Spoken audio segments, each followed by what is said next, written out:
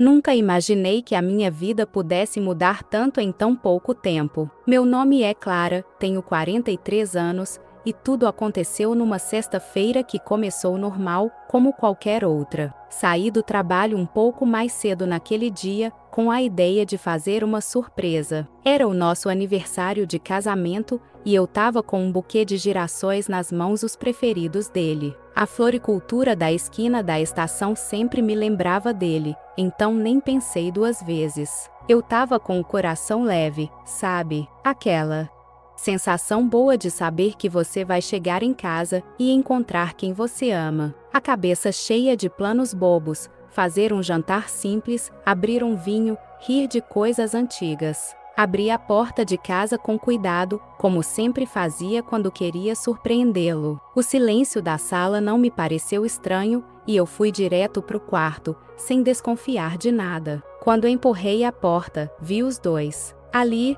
juntos, íntimos. Não consegui entender de primeira, só fiquei parada, com os olhos presos naquela imagem.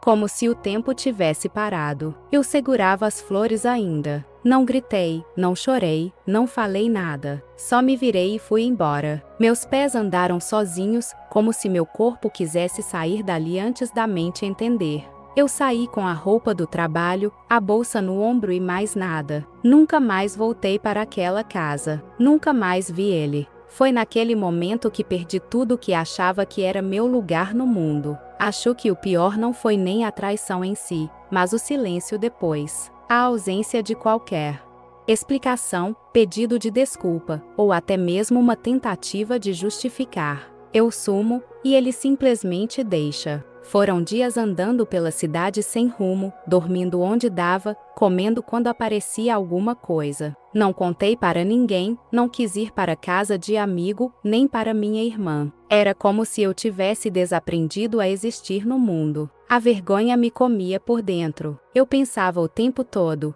como é que eu fui tão cega? Como é que eu dediquei anos da minha vida a alguém que, na primeira chance, me trocou sem hesitar? E aí vinha o vazio, um silêncio que pesava no peito. As noites eram as piores. O frio batia diferente quando você não tem para onde ir.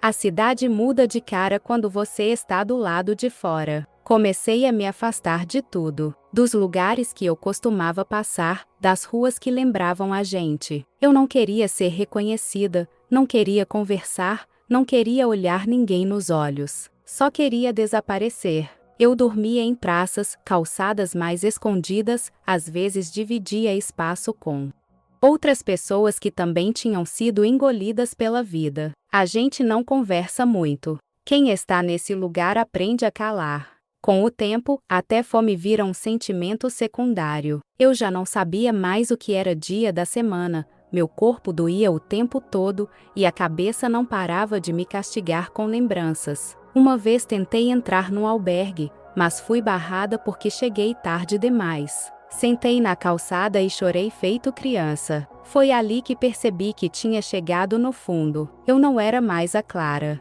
de antes. Era só alguém tentando não desaparecer de vez. Teve um dia, acho que umas 3 semanas depois de eu sair de casa, que eu tava tão fraca que quase desmaiei no meio da rua. Não tinha comido nada desde o dia anterior, só bebi água de um bebedouro num parque. Lembro que sentei num canto de uma praça perto de uma loja de roupas e fiquei olhando as pessoas passarem com sacolas, celulares, fones de ouvido, vivendo como se o mundo não estivesse caindo na minha cabeça. Era estranho se sentir invisível. A gente acha que vai ser ajudado, que alguém vai parar e perguntar se você está bem, mas ninguém para. Ninguém quer ver. Você deixa de ser uma pessoa, vira parte da paisagem. Até a Clara que morava em mim começou a sumir. A mulher vaidosa, que gostava de bordar, de fazer bolo domingo à tarde, já não estava mais lá. Tinha sobrado só o que dava para carregar numa bolsa surrada e numa alma estraçalhada. Naquela manhã, chovia. Não era uma chuva forte, mas gelada o suficiente para fazer tudo parecer mais difícil. Eu me abriguei embaixo da marquise de um restaurante, encolhida, tremendo. A fome já era quase uma dor física. Eu olhei para dentro, vi as pessoas comendo, rindo, aquecidas. E não sei explicar, mas algo me empurrou para pedir.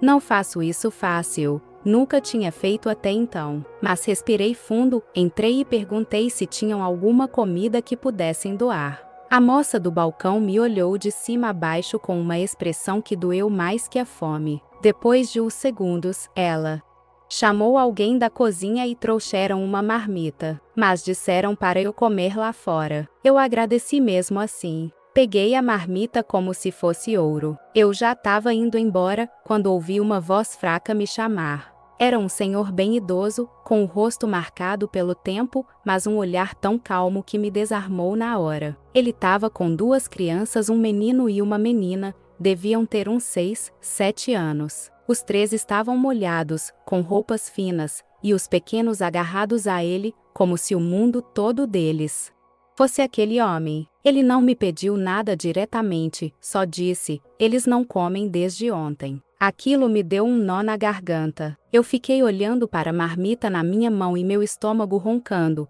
mas parecia que meu corpo sabia o que fazer antes de eu pensar. Entreguei a marmita para ele. Ele sorriu com os olhos e segurou minha mão por um segundo. As crianças se iluminaram com a comida, e eu juro, foi como se o frio tivesse sumido por um instante. Não me arrependi nem por um segundo. Senti uma paz que há dias não sentia. Ele agradeceu baixinho e, antes de ir embora com as crianças, tirou algo do bolso. Era uma moeda. Antiga, meio gasta, mas diferente de tudo que eu já tinha visto. Ele colocou na minha mão e disse: guarda com carinho. Ela tem valor. Não perguntei mais nada. Só apertei a moeda na mão como se fosse algum tipo de amuleto. Depois que eles sumiram na chuva, fiquei ali parada, com a barriga ainda vazia, mas o coração. Ele estava cheio de uma coisa que eu não sabia nomear. Talvez fosse fé, ou esperança, ou só aquele sentimento bom de saber que, mesmo sem nada, ainda dava para fazer o bem, ainda dava para ser alguém. Nos dias seguintes, aquela moeda ficou comigo o tempo todo. Eu não sabia direito por quê, mas algo me dizia que eu não podia simplesmente deixá-la para trás. Era como se ela carregasse algum tipo de poder. Eu não entendi o que tinha acontecido, mas uma sensação de que havia algo mais, algo divino, se instalou dentro de mim. Numa dessas manhãs, andando pela cidade, vi um anúncio num jornal de esquina. Compra-se moedas antigas, dizia ele. Eu nem pensei duas vezes. Aquela moeda, de algum jeito, parecia uma chave para algo que eu nem imaginava. Fui até o endereço que estava no anúncio e cheguei num lugar simples, uma loja de antiguidades. Um homem me olhou com desconfiança quando entrei, mas, assim que viu a moeda, o rosto dele mudou. Ele olhou a moeda de perto, mexeu nela com delicadeza e disse que era uma relíquia rara, com um valor imenso. Eu não sabia o que fazer com a informação, só fiquei ali parada, olhando ele mexer na moeda como se fosse algo precioso. Ele me deu uma quantia em dinheiro, mais do que eu poderia ter imaginado. Era o suficiente para começar de novo, para recomeçar minha vida. Eu fiquei com aquele dinheiro na mão, sem acreditar no que estava acontecendo. Só o que eu sabia era que aquele momento parecia um milagre. A dor da traição, a vergonha de ter perdido tudo, já não pesavam tanto. Algo tinha mudado dentro de mim. Eu não sabia exatamente o que, mas tinha. De repente, sentia que ainda tinha uma chance. E aquilo, aquele simples gesto de generosidade, tinha me trazido de volta à vida. Eu saí da loja com o coração batendo mais forte, mas também com uma sensação estranha. Algo me dizia que aquela história ainda não tinha acabado. Fui atrás do senhor e das crianças, mas não consegui encontrá-los. Perguntei para várias pessoas, até para a dona da banca de jornal onde eu tinha visto o anúncio, mas ninguém soube me dizer nada. Eu fiquei um bom tempo procurando, até que uma mulher me entregou um bilhete dobrado. Ela me disse que alguém a tinha pedido para me entregar caso eu aparecesse. Era o tal do homem. Quando abri o bilhete, minha mão tremeu. Nele estava escrito: Pai, Filho e Espírito Santo. Não me perguntei mais nada. Eu entendi que aquilo foi algo maior. Uma resposta direta de Deus. Não sou de ficar falando de milagres, mas aquilo foi algo que tocou meu coração de um jeito que palavras não conseguem explicar. Eu sabia que aquele momento tinha sido uma intervenção divina. Eu fui tocada pela bondade, pela generosidade de Deus, e Ele me mostrou que, mesmo quando tudo parece perdido, Ele nunca nos abandona. Hoje, quando olho para trás, vejo uma mulher diferente da que eu era antes. Não tenho mais raiva do meu ex-marido, nem do mundo. A dor que senti foi profunda, mas me transformou de um jeito que, no fim das contas, eu só posso ser grata. Eu aprendi a ver a vida com outros olhos, a valorizar o que realmente importa e a reconhecer que, até nos momentos mais sombrios, há sempre uma luz. Não é sempre fácil, e nem tudo é perfeito, mas hoje sei que a bondade que semeamos volta para a gente de formas que não podemos prever.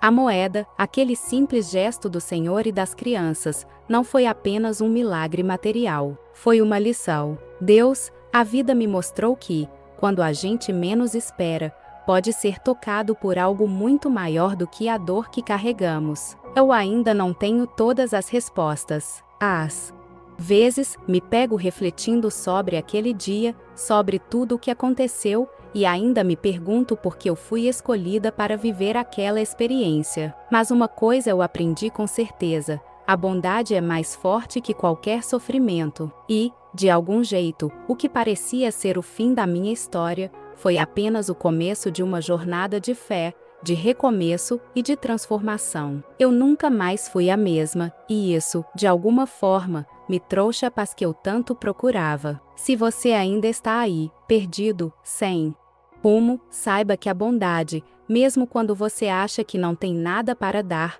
sempre encontra uma forma de transformar tudo. E é assim, no silêncio e nas pequenas coisas, que a vida encontra seu caminho.